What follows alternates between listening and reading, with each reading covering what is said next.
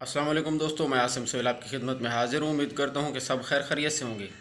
अल्लाह पाक आप सबको अपनी हिफ्ज़ व अमान में रखे।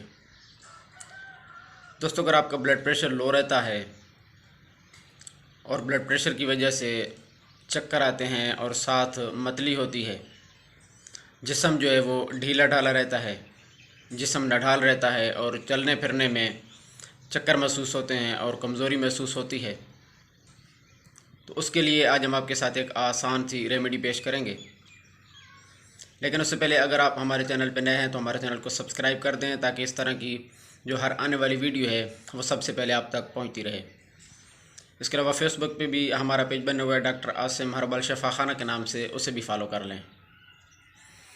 आपने ये करना है कि आपने 1 कप जो है पानी गर्म करना है और उसमें 1 लीमू निचोड़ना है।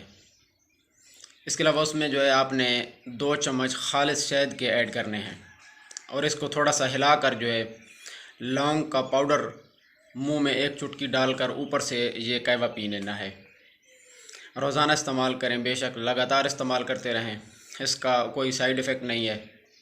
इंशाल्लाह इसके कुछ अरसा जो है इस्तेमाल से आपका ब्लड प्रेशर इंशाल्लाह पूरा हो जाएगा, जिस्म नडाल जो है वो चुस्त और तवाना हो जाएगा।